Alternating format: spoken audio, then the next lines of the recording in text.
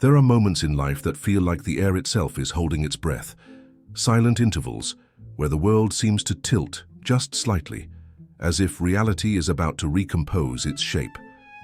We often walk past these moments without noticing, our minds tethered to routine, but they are there, glimmering like faint constellations just beyond the edges of our perception.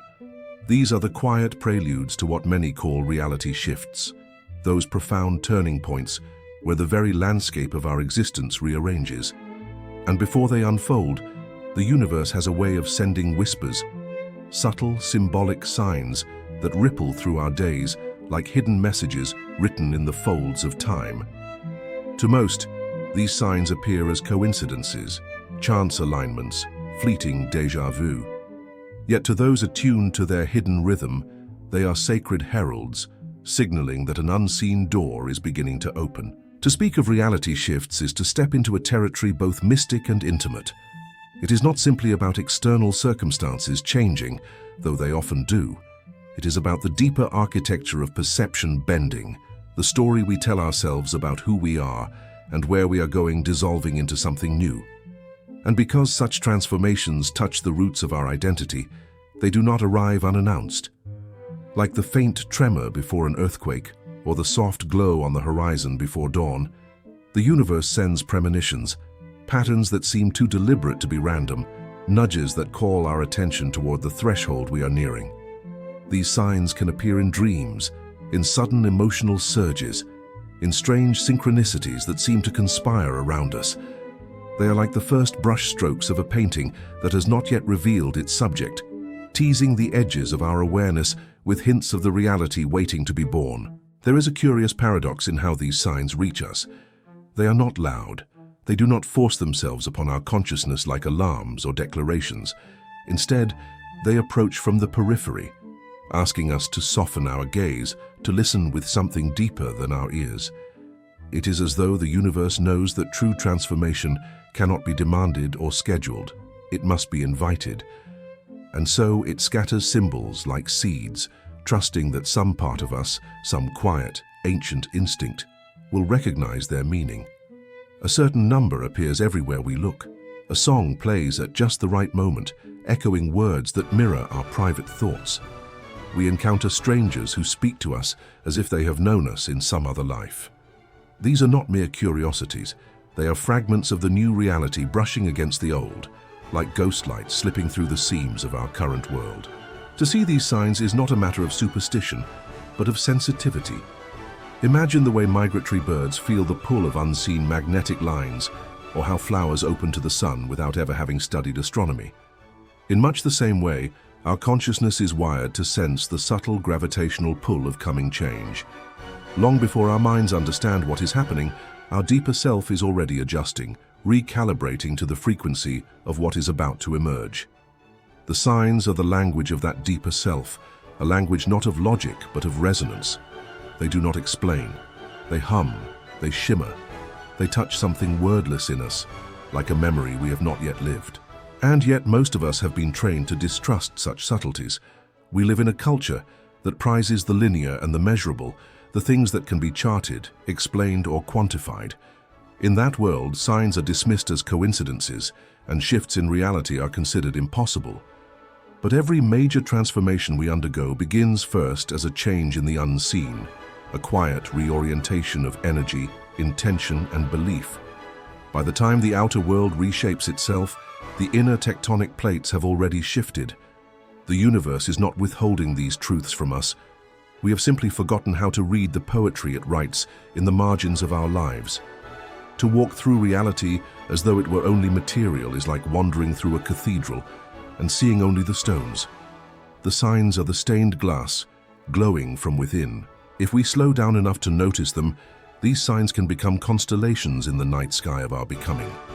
They reveal that the universe is not a cold machine grinding forward without care, but a living tapestry woven with intent and intelligence, forever conspiring with us toward our evolution. This does not mean it orchestrates every detail of our lives like a puppet master. Rather, it means that when our soul begins to yearn for a different horizon, the world around us rearranges to support that yearning. Signs are how that rearrangement first makes itself known.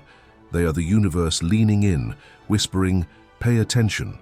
Something is coming." And when we answer that whisper with curiosity rather than doubt, we begin to walk the threshold consciously, instead of being swept across it unconsciously. There is an almost sacred intimacy in this dance. Imagine standing at the shoreline just before a wave rises, a moment of stillness when the sea itself seems to pause, as though recognizing you. That is what it feels like when signs gather before a reality shift. The air changes. Time feels elastic. What once seemed solid starts to feel strangely hollow, as if the scenery of your life has become a stage set, waiting to be struck down. You are not yet who you are becoming, and yet the old identity no longer quite fits. It is a liminal space, and the signs are your only compass. They do not tell you exactly where you are going, only that the journey has begun. And so to understand the signs the universe sends is to learn the secret language of transformation itself. It is to remember that our lives are not static structures, but living rivers, capable of changing course without warning. Each sign is a ripple on the surface, betraying the current moving beneath. And once we recognize them, we no longer move through life as sleepwalkers. We become navigators, listening for the subtle shifts in the wind, reading the patterns in the stars, attuning ourselves to the invisible music that guides all becoming. We begin to see that reality does not change at random, it changes in rhythm. And if we listen closely, we can hear the first notes of that rhythm long before the song begins. To explore the signs that precede a reality shift is to peer beneath the skin of the world, where forces subtler than matter move the tides of our lives. On the surface, our days may appear to unfold through cause and effect, actions producing outcomes, decisions shaping futures. But beneath this linear narrative runs a quiet, spiraling current. It is from this current that signs arise, slipping into our awareness like echoes from the future, shimmering fragments of the reality that is preparing to crystallize. To understand them is not merely to decode omens, it is to grasp how reality itself reshapes around consciousness. Reality shifts are not random storms that descend from outside. They are the flowering of seeds long buried in the soil of our psyche. And before they bloom, the soil trembles. At the heart of these shifts lies a paradox. Reality appears solid, yet it is mercurial, more like mist than stone. Our senses report a stable world, but this stability is an illusion, an elegant continuity woven by our minds. What we call reality is not a fixed structure but a living field of probabilities, collapsing into form through the lens of our perception. When we speak of the universe sending signs, what we are really describing is this: our inner world beginning to reconfigure, and the outer world responding in kind. The signs are the first ripples of that response, appearing before the full wave of transformation arrives. They are glimpses of the new timeline brushing against the old, like two overlapping dreams. This is why signs often feel uncannily personal, even when they appear in the most ordinary places. The world becomes a mirror, reflecting back fragments of the self we are about to become. Numbers align in patterns that seem to wink at us from clocks and receipts. A phrase overheard in passing seems to speak directly to our private thoughts. Circumstances conspire with eerie precision, as though the universe were choreographing events with our secret desires as its script. Such synchronicities are not random curiosities. They are evidence of the porous boundary between the seen and the unseen, the known and the becoming. They reveal that reality is not imposed upon us from outside. It is woven through our participation moment by moment, thought by thought. And yet signs are not simply passive reflections of our desires. They are also invitations. They do not merely confirm what we already know, but lure us toward what we have not yet dared to become. This is why they often arrive tinged with mystery, carrying an emotional weight disproportionate to their surface meaning. They stir something ancient in us, something that recognizes the call, even if the mind cannot name it. They are not logical arguments. They are resonances, vibrations that hum at the edges of our understanding. And this resonance is the signature of a reality shift preparing to occur. It is as though the universe, sensing the ripening of our inner world, begins to lay down stepping stones across the void, daring us to follow them. But following them requires a particular state of being, one that blends presence with surrender. To perceive signs is not to grasp at them with anxious calculation, but to meet them with an open, receptive stillness. If we try to dissect them with rigid logic, they dissolve like mist clenched in a fist. They are designed to bypass the rational mind and speak directly to the soul. And the soul does not decode, it recognizes. It feels the subtle click of alignment, the quiet pull of something that belongs to us even if we do not yet understand why. This is why signs often feel like déjà vu from a future we have not lived. Because in a sense, they are. They are fragments of the reality we are already becoming, arriving early like the first notes of a song drifting in from beyond the horizon. There is also a rhythm to how these signs appear, one that mirrors the natural cycles of creation. Just as the moon waxes before it wanes and the tide gathers before it breaks, reality shifts build beneath the surface before they crest into visible change. The signs intensify as the shift approaches, clustering like birds before migration. At first they may be subtle, a peculiar dream, a sudden urge to revisit forgotten places. Then they grow louder, appearing almost daily, impossible to ignore. This escalation is not coincidence. It is the universe aligning our attention with the path unfolding before us. It is preparing the soil of our perception, softening the old structures so the new can take root. If we resist, the signs may become disruptive, forcing cracks in the routines we cling to. If we yield, they become guiding lights, gently shepherding us across the threshold. It is crucial to understand that signs are not guarantees. They do not promise outcomes, they reveal potentials. The universe does not force a shift upon us, it offers it. A sign is not a prophecy carved in stone, but an invitation written in starlight, fragile and luminous, awaiting our choice. We are not passengers on the river of fate, we are co-weavers of the current.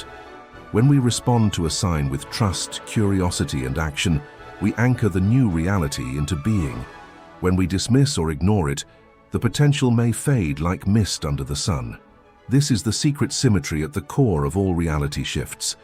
The universe opens the door, but we must step through. And that first step is always taken in faith, not certainty. Beneath all of this lies a deeper truth. Signs are not foreign messages sent from some distant cosmos. They are our own deeper consciousness speaking through the language of the world. The universe is not separate from us. It is an extension of the same infinite awareness that looks through our eyes. When we notice a sign, what we are really noticing is the echo of our own becoming reverberating through the fabric of existence. We are both the dreamer and the dream, both the one who longs and the one who answers. The universe is not conspiring against us, nor merely conspiring for us. It is conspiring with us. The signs are the proof. They are the way our inner shift casts shadows ahead of itself into the outer world, heralding what is already stirring within the unseen corridors of our soul. To grasp this is to understand the essence of reality shifts. They do not begin with external events, but with internal alignment. The signs are the first visible hints of that alignment, the tremors before the quake, the glimmers before the dawn. When we learn to see them not as curiosities but as sacred messengers, our relationship with reality itself transforms. We cease to stumble from change to change like wanderers in the dark, and instead become conscious navigators, attuned to the secret currents beneath the world's surface. And it is in this attunement, in this willingness to read the hidden architecture of becoming, that we reclaim the quiet power to shape our own destiny.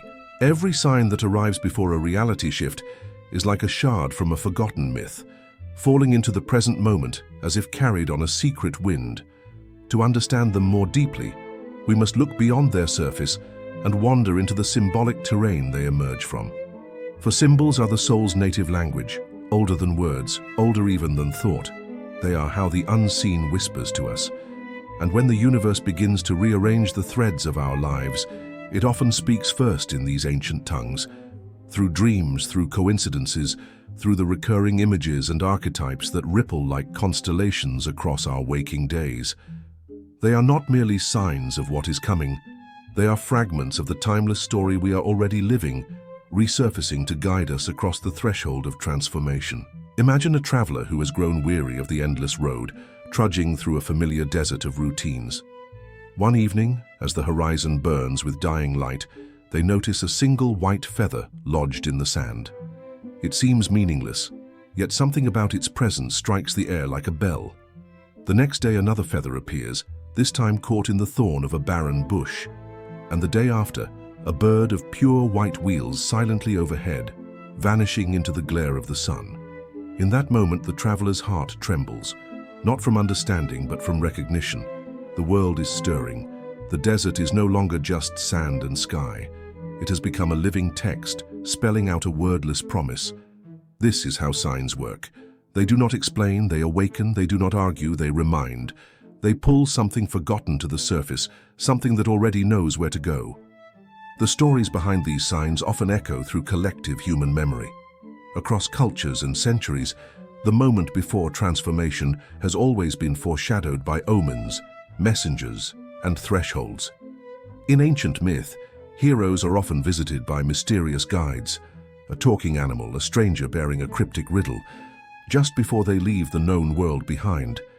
These figures are not random plot devices. They are the embodiment of the psyche, sensing its own metamorphosis. The external guide is a reflection of the inner guide stirring awake. When signs begin to appear in our lives, they serve the same role. They are our personal heralds, appearing at the edges of our known story to signal that the next chapter is waiting. They are the mythic drumbeats announcing that the soul is about to cross into its next landscape. Sometimes these signs cloak themselves in chaos. Life may seem to fracture just before it transforms, as though the old structure must collapse to make space for the new. This too has its mythic echoes, the storm before the rebirth, the descent before the ascent. In many traditions, the hero is swallowed by the underworld before they can return transformed. This descent is not punishment, it is initiation. So too, when our lives tremble with disorder before a reality shift, the signs may appear not as gentle feathers but as cracks in the earth. Jobs vanish, relationships dissolve, identities crumble. It may feel like loss, but symbolically it is the burning of the old mask, the composting of the old self so the new one can emerge. The sign hidden inside the chaos is this: the old story is complete, a new one is about to begin. Even nature mirrors this secret rhythm. Consider the caterpillar, dissolving into formlessness within its cocoon before becoming a butterfly.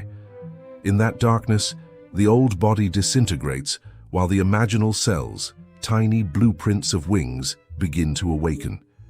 If the caterpillar had the mind of a human, it would surely panic, believing itself to be dying.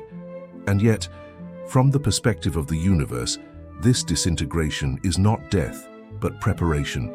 So it is with us. When signs appear in the midst of our dissolving, they are like the imaginal cells flickering to life within our chaos. They are the first glimmers of wings.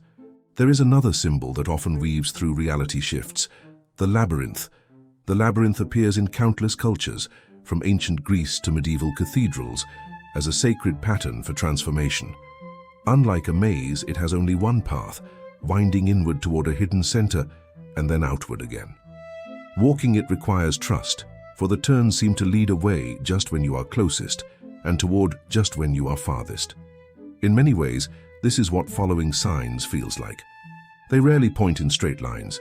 They lure us inward, then spin us around, then lead us out into a world both utterly new and strangely familiar. Each twist is part of the design, and when we understand this, we stop demanding straight roads from the universe. We begin to dance with its spirals. Perhaps the most profound symbol of all, however, is the threshold. In every myth, there comes a moment when the hero stands before a door that separates the known world from the unknown. The threshold is terrifying not because it hides monsters, but because it hides possibility. To cross it is to shed the self we have known. The signs that precede a reality shift are often threshold markers. They appear as recurring dreams, strange déjà vus, uncanny meetings, sudden callings. They are the soul's way of leading us to that invisible doorway and whispering, "You are ready." The threshold never announces what lies beyond it. That is the point. It demands we choose without proof, leap without seeing the other side. And in this leap, reality itself reshapes around us. These symbolic patterns remind us that the signs we notice are not random curiosities, they are archetypal. They arise from the same mythic structures that have always guided human transformation. When we begin to see our lives through this symbolic lens, something extraordinary happens. The ordinary becomes enchanted. A chance encounter becomes an oracle. A detour becomes a ritual. The world reveals itself as a living mirror, reflecting not just who we are, but who we are becoming. This is why the arrival of signs feels so electric. They carry the charge of destiny. They are fragments of the story our soul is about to live, arriving slightly ahead of schedule, like dawn light leaking into the edges of the night. And when we follow them, when we heed the feather in the desert, the whisper in the chaos, the twist of the labyrinth, we are not merely reacting to external clues. We are participating in the choreography of becoming. We are stepping into the river of myth that has always carried humanity from one reality to the next. The signs do not tell us what to do. They remind us who we are. And who we are is not a fixed identity, but a living doorway through which the universe continually dreams itself anew. To walk in harmony with the signs the universe sends is not to escape the world, but to sink more deeply into it, to enter the current beneath the surface, where meaning flows invisibly, shaping every visible thing. This is where the mystical folds into the practical, where cosmic whispers become quiet acts of daily courage. Many imagine signs as rare, thunderous events, but more often they are subtle, appearing in the gentle seams of ordinary life. A conversation that resonates like an echo, a moment of stillness that glows with unseen weight, an unexplainable pull toward a choice that logic cannot justify. The art of integration lies in learning to recognize and respond to these delicate tremors, to treat them not as curiosities, but as threads tugging us toward our unfolding path. This requires a shift in how we inhabit our days. Most of us move through life like travelers lost in static, surrounded by noise that drowns out the faint signals of the unseen. To attune ourselves to the signs, we must become still enough to hear the hidden rhythms beneath the noise. This does not mean abandoning our responsibilities or withdrawing from the world. It means entering each moment with a kind of soft alertness, like listening for a distant melody beneath the chatter. When you walk down the same familiar street and suddenly something ordinary, a leaf spiraling in the air, a stranger's glance, the shape of a shadow, feels luminous, as though reality is briefly looking back at you, that is often the moment a sign arrives. The practical work is to pause, notice, and receive it before the mind dismisses it as coincidence. Wonder is the doorway through which guidance enters. Living in alignment with the signs also calls for trust, not blind faith, but a patient willingness to move without knowing the full map. Signs rarely tell us where the entire road will end. They illuminate only the next step. This can be unsettling in a world obsessed with certainty. Yet reality shifts are not built on certainty. They are born from surrender. Imagine holding a compass that always points to your deepest becoming, even when you cannot see the destination. Each sign you follow is like one small turn of that compass. It might lead you to change a habit, end a stagnant chapter, pursue a fragile dream, or simply wait in stillness until clarity ripens. There is no formula. There is only response. The more consistently you respond to these subtle callings, the more reality reshapes itself around your inner alignment, like iron filings arranging themselves around a hidden magnet. Of course, the rational mind resists this. It demands proof, patterns, guarantees, and yet part of the practical integration is learning to coexist with doubt without letting it paralyze you. Doubt is not the enemy of transformation. It is its shadow. Every threshold evokes it. The key is to hold your doubt lightly, like a cloud passing across a vast sky, while you continue to walk toward the pull of what feels alive. Signs often emerge at the very edge of logic because they are invitations to step beyond the mind's limits. If you wait until your mind approves of every step, you will remain standing in place while life moves on without you. But if you trust the faint tug of the unseen, even in small ways, you will notice something remarkable. Each leap you take into uncertainty becomes a bridge behind you, The path appears only as you walk it. Integration also means weaving these cosmic moments into the fabric of your tangible life. This does not mean abandoning structure or drifting in chaos, but allowing your structure to be porous enough for wonder to enter. Keep commitments, but stay alert for when the energy shifts and a new current begins to flow. Maintain routines, but hold them loosely, like scaffolding that can be rearranged when growth demands it. When a sign appears, when something improbable stirs a deep resonance, honor it by creating space for it to move you. Journal about it. Reflect on the emotions it stirs. Follow the thread it offers, even if only for an hour. These small acts of honoring amplify the signal. They tell the universe, I am listening. And when the universe knows you are listening, it begins to speak more clearly. As these practices deepen, a subtle reordering occurs. Life becomes less about forcing outcomes and more about partnering with an intelligence larger than yourself. This does not mean becoming passive. It means shifting from control to collaboration. Instead of gripping the wheel, you learn to steer by feel, adjusting to the subtle currents beneath your experience. You stop demanding that the world conform to your plans and instead allow your plans to be sculpted by the living pulse of reality. Paradoxically, this makes you more effective in the tangible world, not less. Actions aligned with the deeper current carry a strange momentum. Doors open, timing aligns, resources appear at the exact moment they are needed. It may look like luck from the outside, but it is the quiet precision of attunement. When you follow the signs, you become a participant in the choreography of synchronicity. Yet perhaps the most profound implication of living this way is the inner transformation it catalyzes. The more you honor the signs, the more you realize they are not merely external messages, but mirrors of your own emerging self. Each one reflects a fragment of the reality you are becoming. To follow them is to align not just your actions, but your identity with the unfolding pattern of your soul. And as your inner landscape changes, the outer world reshapes to match it. This is the hidden architecture of reality shifts. Outer transformation is the echo of inner alignment. The world bends not because you forced it to, but because you remembered who you truly are and began to live from that center. The signs were never separate from you.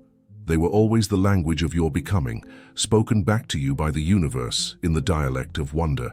To live this way is not to abandon logic, responsibility, or effort. It is to weave them into a larger, more luminous framework. It is to act with grounded intention while remaining open to the subtle whispers that precede every transformation. It is to walk through your days as though each moment is a threshold, and to trust that when the time comes for reality to shift again, the signs will appear like lanterns on the water, showing you where to place your next step. The illusion of self feeds on our fear of death, yet this fear itself is born from the belief in a solid self that could be destroyed. If you look closely, death has never truly touched you, only the shapes you wore. Like waves dissolving back into the ocean, what you are was never separate enough to die. The terror arises only because you cling to the wave as if it were the whole ocean, forgetting that the ocean cannot cease. Death is not the end of you. It is the end of the story you mistook for you. Even your memories, those anchors of identity, are not truly yours. They are shifting echoes stitched together by the mind to form continuity. But look closer, and they flicker, fragmented, selective, and endlessly reinterpreted. You cannot even prove that the self who remembers is the same as the self who experienced. The moment you see this, the thread of me unravels, and what remains is only awareness, timeless, ungraspable, free. This is not the loss of self. It is the loss of the prison of self. We often think that without a self, there would be nothing. No meaning, no love, no experience. But the opposite is true. Without the self, everything becomes intimate. When the wall of me dissolves, life rushes in unfiltered. Beauty stops being something you witness and becomes something you are. Sorrow is no longer an enemy, and joy is no longer a possession. They flow through you like wind through an open window. There is no one to hold them, and so they no longer need to be held. This is why the question, who is the one experiencing this moment, is so devastating. It doesn't give you an answer. It burns the questioner. It reveals that the one asking was only ever a thought, a shadow dancing on the surface of something vast and silent. And when that shadow fades, what remains is not emptiness but fullness beyond measure, a quiet infinity in which all things arise and vanish without ever disturbing the stillness that you are.